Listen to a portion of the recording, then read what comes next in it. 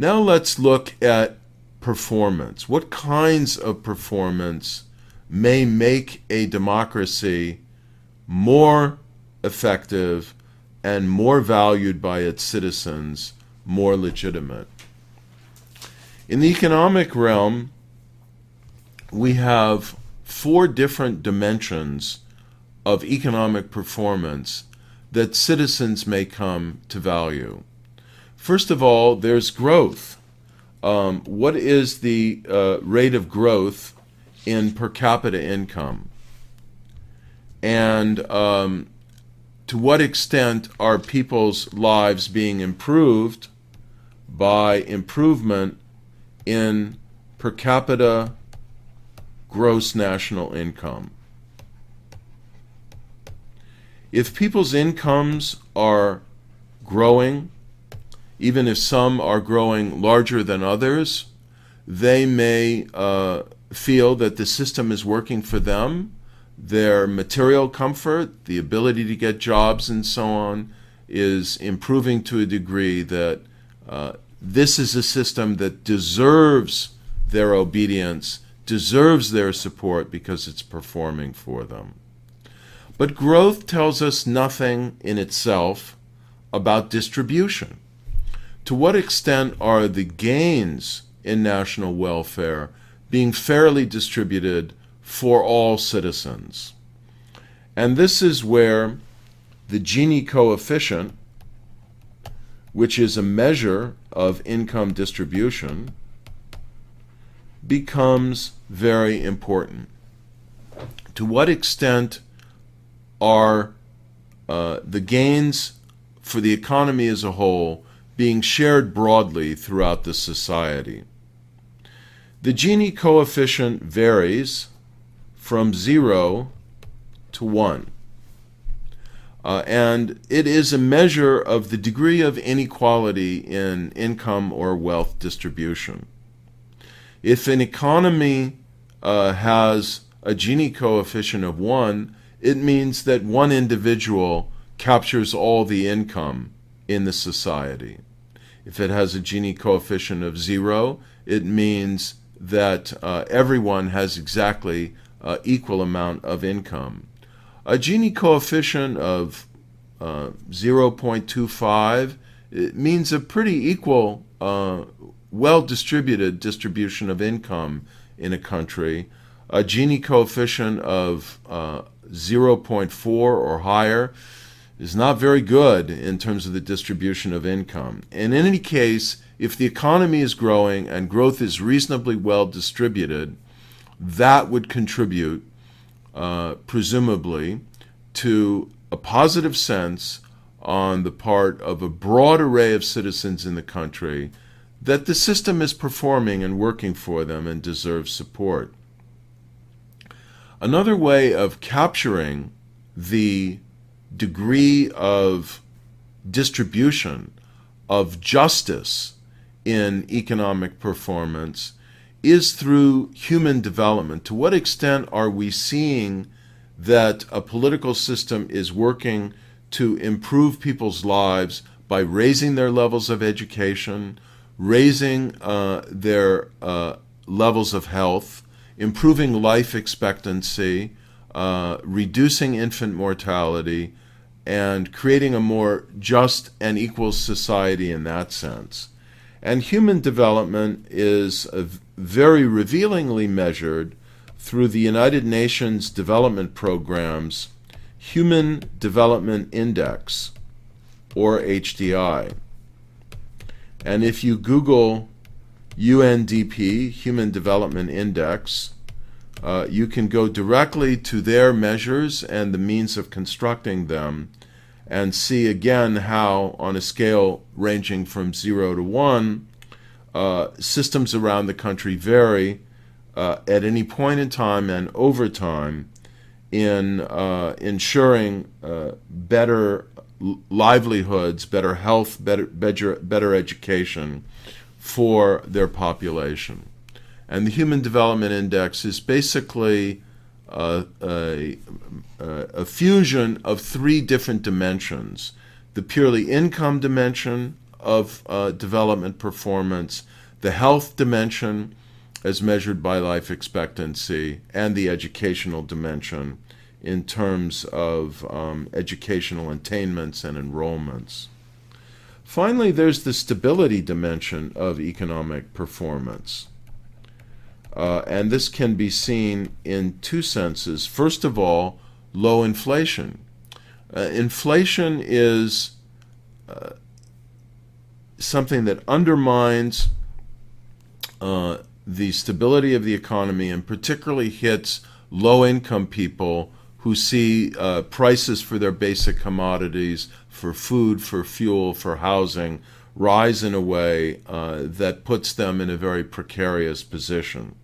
So if economies can grow with low to moderate inflation, this is something that will also be valued by their citizens. If there's high growth but very high inflation, it may actually have rather negative consequences for average citizens. And very high inflation is actually very often associated with political crisis and even the failure of democracy.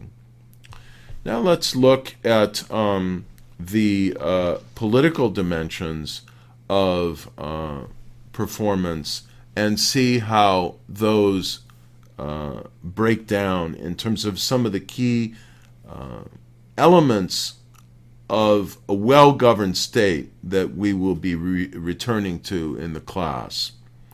One element is order, in the sense of an absence not of conflict, but of violent conflict, of competing groups turning to the streets or to arms to press their interests and to challenge the political system.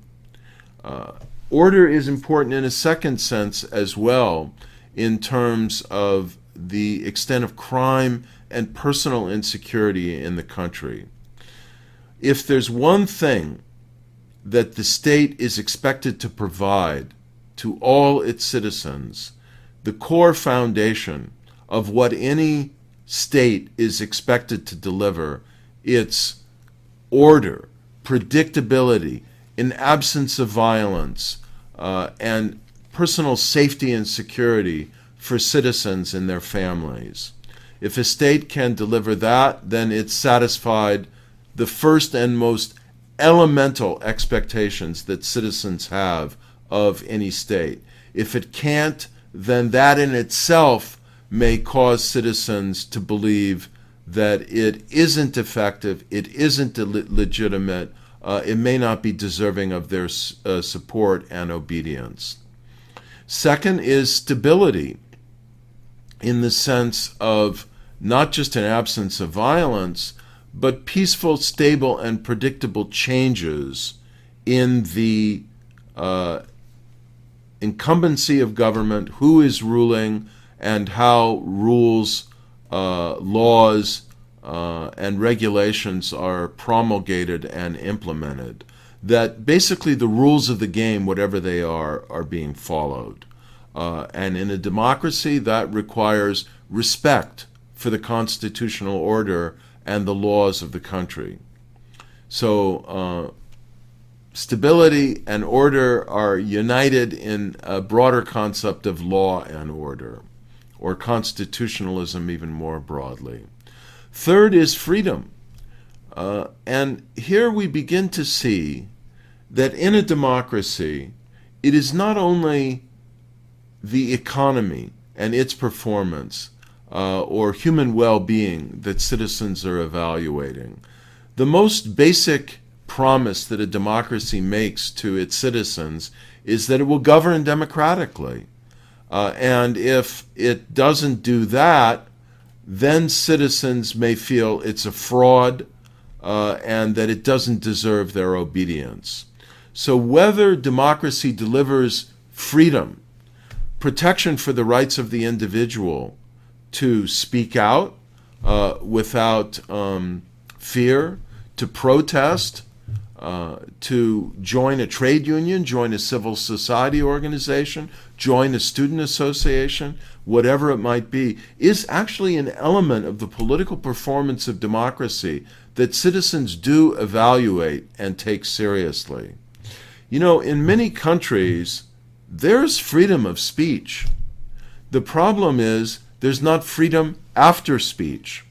And that, in fact, is a very popular joke that's been on the streets of Egypt for a long time. So having freedom after speech, freedom from fear that free speech will bring about retribution from the state or powerful political actors, is extremely important for the perception by citizens that their democracy is effective. Then there's the dimension of accountability. Are government officials allowing themselves to be scrutinized and restrained in their behavior? Who has the ability to hold the president accountable or the prime minister? Are the leaders of government simply free agents who can do what they want? Or are they constrained by a powerful, effective legislature and an independent judiciary, which leads us back to the key notion of constitutionalism, rule of law, respect for the rules of the game. Related to accountability is transparency. Is the government functioning and government expenditures of citizens' money transparent and visible, and therefore is it possible to hold political officials accountable for what they do, because what they do is visible and open to public scrutiny? And finally, responsiveness. Is the state responding to what citizens want in terms of economic performance, in terms of values, in terms of development in all respects, and even foreign policy as well? Now, the problem with responsiveness is different groups in society, different regions of a country may want the state to be responsive to different interests. And sometimes those interests are in conflict, and the state can't respond to all of those at once because they're contradictory. So how a state manages conflicting interests is a very important issue in how it will be perceived by citizens. And there a question that arises is it regulating conflict in a reasonably fair way that gives all groups in society at least a voice and some ability to have influence over the policy process?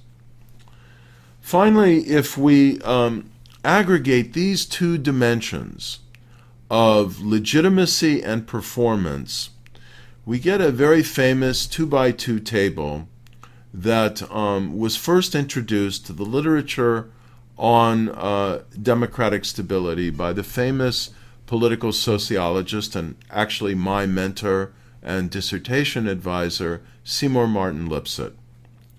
And we can see here that performance, effective performance, is an important cause of legitimacy. We'll come back to that. But it can also be seen as independent. So you can have intrinsic legitimacy, citizens valuing the political system for what it stands for, what it represents, and how it's addressing over the long period of time citizen concerns. And then you can look at performance in the short to medium run and consider that as an independent variable. So if you break legitimacy down into high and low levels of legitimacy and break performance down into reasonably effective performance and rather ineffective performance, you have four possible outcomes here. In the first outcome, you have high legitimacy and effective performance. And that is the most stable form of a political system, and let's say now a democracy, because there's intrinsically high legitimacy, possibly as a result of congruence with the basic values of the country, and also the regime over time is being seen as performing reasonably well to deliver what people want economically and politically, to govern in a reasonably democratic and transparent way, to perform economically in a way that is seen as just. That's relatively understandable. Now take the combination of intrinsically low legitimacy and ineffective performance. That's the least stable outcome we can imagine. In such a system of low legitimacy and ineffective performance in political and economic terms, a regime has to survive by force and fraud. And otherwise, people will probably come together and topple it through hopefully nonviolent resistance and peaceful protest, or possibly even violent resistance. Then we have the two most interesting combinations of low legitimacy but effective performance. That is what we call contingent consent. Democracy survives in these circumstances not because it's intrinsically valued, but because it's delivering for the people in the short run. And so their commitment to it is instrumental. It's contingent on performance. And this is not only true in some democracies, it's true in many authoritarian regimes. If you have a situation, as in the People's Republic of China today, where performance has been good, the economy is growing, people have been getting richer, poverty has been dramatically decreased, but legitimacy intrinsically is low. Nobody believes anymore in Marxism-Leninism. People are increasingly unhappy with the extent of repression and suppression of individual freedom. Then the stability of the system rests very heavily on continued effective economic performance. Now consider finally the combination of ineffective performance but high intrinsic legitimacy. What sustains democracy in that sense, Lipset argued in his famous book Political Man, is the probability that legitimacy is intrinsically high because there was a period of time when the system did perform effectively and accumulated a strong reservoir of legitimacy that it could draw on in times of stress, almost like drawing down a bank account to the point where there's a very healthy balance that can get you through a lean period.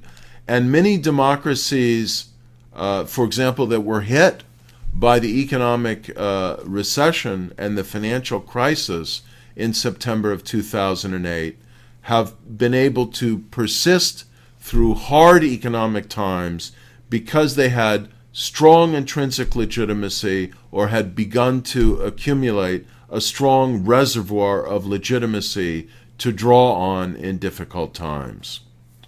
So in the next portion of these lectures on legitimacy, I want to talk further about the sources of legitimacy and the causes of strong legitimacy or legitimacy failures, particularly in democracies.